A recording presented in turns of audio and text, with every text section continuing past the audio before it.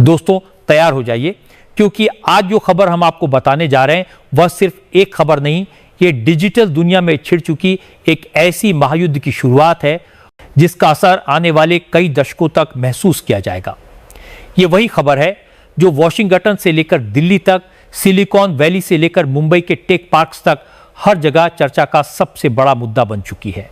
और यकीन मानिए, इस बार मामला सिर्फ राजनीति का नहीं, सिर्फ टेक्नोलॉजी का नहीं, बल्कि पूरी की पूरी डिजिटल संप्रभुता यानी डिजिटल स्वतंत्रता का है। अमेरिका, जो दशकों से दुनिया के डिजिटल साम्राज्य का बादशाह बना बैठा था, जिसने अपने गूगल, फेसबुक, इंस्टाग्राम, ट्विटर और व्हाट्सएप जैसे हथियारों से पूरी दुनिया को अपनी मुट्ठी में कैद कर रखा था, आज पहली बार किसी ने उसकी नींव हिला दी है। और यह कोई छोटा मोटा देश नहीं, बल्कि दुनिया का सबसे बड़ा लोकतंत्र भारत है। कहानी की शुरुआत होती है कुछ हफ्ते पहले, जब अमेरिका ने भारत के खिलाफ अपना अब तक का सबसे बड़ा आर्थिक हथियार चला, 50% तक का टैरिफ। अमेरिका को लगा कि यह कदम भारत की अर्थव्यवस्था पर सीधा दबाव डालेगा, भारतीय कंपनियां घुटने टेक देंगी और भारत सरकार उनके आगे झुक जाएगी। लेकिन दोस्तों, ये 21वीं सदी का भारत है जो झुकने के लिए नहीं, बल्कि पलटवार करने के लिए जाना जाता है। और इस बार पलटवार इतना जोरदार था कि व्हाइट हाउस में बैठे सलाहकार भी हैरान रह गए। भारत ने सबसे पहले उन सभी चीजों के इंपोर्ट और एक्सपोर्ट पर रोक लगा दी जिन पर अमेरिका भारत पर निर्भर था। नतीजा यह हुआ कि अमेरिका की सप्लाई चेन में भूचाल आ गया। उनके बड़े बड़े उद्योगपतियों और कारोबारियों के चेहरे पीले पड़ गए और वहां की मीडिया में यह हेडलाइन बनने लगी, इंडिया स्ट्राइक्स बैक। लेकिन असली खेल तो इसके बाद शुरू हुआ। दोस्तों, यह तो सिर्फ झड़प थी। असली युद्ध का ऐलान तो तब हुआ जब भारत ने डिजिटल मोर्चे पर हमला बोल दिया। आज से पहले तक आप और हम सुबह आंख खुलते ही सबसे पहले जिस चीज का इस्तेमाल करते थे वो था गूगल, फेसबुक, इंस्टाग्राम, व्हाट्सएप या ट्विटर। हमारे बच्चों के होमवर्क से लेकर हमारे बिजनेस प्रोजेक्ट तक, हमारी हर छोटी बड़ी जरूरत के लिए हम इन्हीं अमेरिकी प्लेटफॉर्म्स पर निर्भर थे और यही निर्भरता अमेरिका का सबसे बड़ा हथियार थी। हमारा हर सर्च, हर मैसेज, हर तस्वीर, हर वीडियो, सब कुछ अमेरिका के सर्वर्स पर जाता था।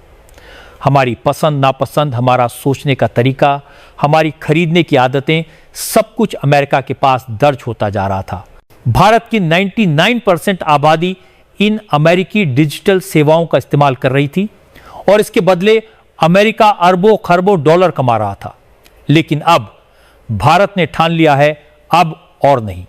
और इसी संकल्प का नतीजा है कॉमेट। जी हां दोस्तों, भारत ने अपना खुद का स्वदेशी गूगल लॉन्च कर दिया है और इसका नाम है कॉमेट। यह सिर्फ एक सर्च इंजन नहीं, बल्कि भारत का डिजिटल ब्रह्मास्त्र है। कॉमेट की ताकत का अंदाजा आप इस बात से लगा सकते हैं कि लॉन्च के पहले ही 24 घंटों में इसे दुनिया के 100 देशों में डाउनलोड किया गया और यह डाउनलोड रिकॉर्ड तोड़ गया। जैसे ही इसकी खबर फैली, सिलिकॉन वैली में आपात बैठकें होने लगीं, अमेरिकी टेक कंपनियों के शेयर गिरने लगे और अमेरिका के टेक जर्नलिस्ट ने खुलकर कहना शुरू कर दिया कि गूगल की बादशाहत खतरे में है। कॉमेट में वो सारी खूबियां हैं जो किसी भी आधुनिक सर्च इंजन में होनी चाहिए, बल्कि उससे भी ज्यादा सबसे पहली और सबसे बड़ी बात, आपका डेटा अब भारत में रहेगा। न चोरी, न जासूसी, न सेंसरशिप। जो कुछ आप कॉमेट पर सर्च करेंगे उसका रिकॉर्ड सिर्फ भारत के सर्वर पर होगा और उस तक पहुंच सिर्फ अधिकृत भारतीय अधिकारियों को ही होगी। दूसरी बड़ी खासियत, ये 23 से ज्यादा भारतीय भाषाओं में उपलब्ध है।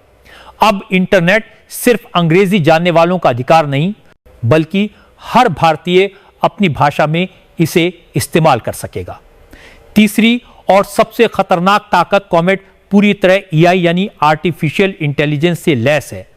यह आपकी पसंद नापसंद को सीखेगा, आपके लिए खुद से कंटेंट ढूंढेगा और आपको ऑडियो वीडियो के जरिए उसी भाषा में जवाब देगा जिसमें आप चाहेंगे। सोचिए, आप अपनी मातृभाषा में बोलकर कोई सवाल पूछते हैं और कॉमेट आपको उसी भाषा में जवाब दे देता है, वो भी सिर्फ टेक्स्ट नहीं, बल्कि ऑडियो और वीडियो में। यह सुविधा आज तक गूगल भी इस स्तर पर नहीं दे पाया है। और तो और कॉमेट आपकी इंटरनेट डेटा खपत को भी कम करेगा, यानी आपका 1 GB डेटा पहले से ज्यादा चलेगा, जिससे गरीब से गरीब यूजर भी लंबे समय तक इंटरनेट का फायदा उठा सकेगा। यह कदम सिर्फ तकनीकी नहीं बल्कि कूटनीतिक भी है। ऐसा कदम पहले चीन ने उठाया था जब उसने गूगल, यूट्यूब और फेसबुक को अपने देश में बैन कर दिया और अपने प्लेटफॉर्म्स लॉन्च किए। वजह थी डेटा सुरक्षा और अमेरिकी जासूसी से बचाव। अब भारत ने भी उसी राह पर कदम रखा है, लेकिन अपने तरीके से।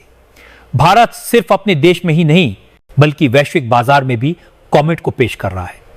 शुरुआती चरण में इसे 32 देशों में लॉन्च किया जाएगा, जिनमें ऑस्ट्रेलिया, इंडोनेशिया, अरब देशों के साथ कई अफ्रीकी देश शामिल हैं। अमेरिका पर इसका आर्थिक असर भी बहुत बड़ा होगा। गूगल, इंस्टाग्राम, व्हाट्सएप और ट्विटर के सबसे ज्यादा यूजर भारत में हैं।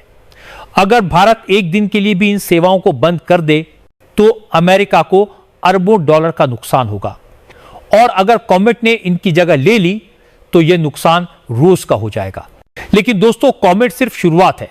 भारत जल्द ही ट्विटर, इंस्टाग्राम और व्हाट्सएप जैसे ऐप्स के भी भारतीय वर्जन लॉन्च करने की तैयारी में है। यानी आने वाले वक्त में हमारा हर मैसेज, हर फोटो, हर वीडियो भारत के सर्वर पर रहेगा और भारत के कंट्रोल में रहेगा। और यही वजह है कि अमेरिका की नींद उड़ चुकी है। खबर है कि अमेरिकी राष्ट्रपति डोनाल्ड ट्रंप ने पीएम नरेंद्र मोदी को अमेरिका आने का न्योता दिया है ताकि इस पूरे विवाद को बातचीत से सुलझाया जा सके। लेकिन असली सवाल यह है, जब भारत इस समय डिजिटल मोर्चे पर जीत की स्थिति में है तो क्या उसे नेगोशिएशन में जाना चाहिए या फिर इस मौके का फायदा उठाकर अपनी डिजिटल आजादी को पूरी तरह स्थापित करना चाहिए? तो दोस्तों, इस पूरी कहानी का निष्कर्ष किसी साधारण घटना का अंत नहीं बल्कि एक ऐतिहासिक मोड़ का आगाज है।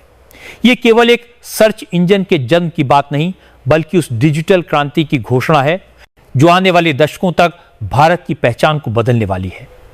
कॉमेट का लॉन्च सिर्फ तकनीकी विकास का प्रतीक नहीं बल्कि यह हमारे राष्ट्रीय आत्मसम्मान, आर्थिक स्वतंत्रता और डिजिटल संप्रभुता का झंडा है जो अब पूरी दुनिया में लहराने के लिए तैयार है। पिछले 70 सालों से अमेरिका ने अपने डिजिटल औजारों और कंपनियों के जरिए पूरी दुनिया के डेटा पर राज किया है। हमारे विचार, हमारी आदतें, हमारा कारोबार और यहां तक कि हमारे बच्चों की पढ़ाई तक सब उनके सर्वरों में कैद होकर उनके फायदे के लिए इस्तेमाल होते रहे। लेकिन आज भारत ने यह स्पष्ट संदेश दे दिया है कि अब वह दूसरों की डिजिटल गुलामी नहीं करेगा। कॉमेट का आना इस गुलामी की जंजीरों को तोड़ने की शुरुआत है। यह सिर्फ एक टेक्नोलॉजी का लॉन्च नहीं बल्कि मानसिक, आर्थिक और राजनीतिक मोर्चे पर आत्मनिर्भर बनने का सबसे बड़ा कदम है। कॉमेट के जरिए भारत ने यह भी साबित कर दिया है कि वह अब तकनीक का सिर्फ उपभोक्ता नहीं बल्कि नवाचार का निर्माता भी है। यह वही भारत है जिसने कभी आईटी और सॉफ्टवेयर सेवाओं से दुनिया को चौंकाया था और अब एआई और डेटा सुरक्षा के क्षेत्र में भी दुनिया को पीछे छोड़ने की तैयारी में है। यह कदम केवल हमारे देश के 140 करोड़ नागरिकों के डेटा को सुरक्षित रखने का वादा नहीं बल्कि विश्व के सामने एक आदर्श स्थापित करने का प्रयास है कि तकनीकी प्रगति के साथ साथ निजता और संप्रभुता भी सुरक्षित रह सकती है। आर्थिक दृष्टि से देखें तो यह फैसला अमेरिका जैसी महाशक्ति के लिए भी एक सीधी चुनौती है।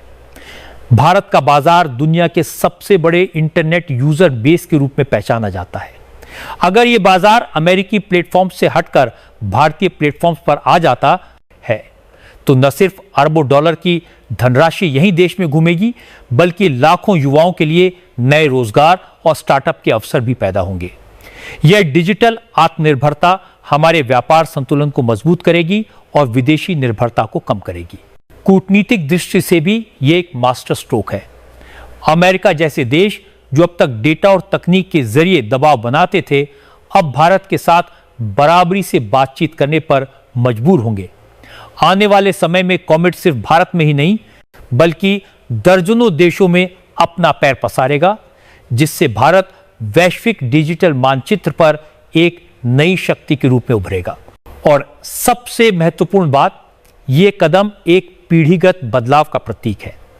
आने वाली पीढ़ियां जब इतिहास पढ़ेंगी तो उन्हें यह साल याद रहेगा कि यही वह समय था जब भारत ने डिजिटल दुनिया में अपना ताज पहन लिया।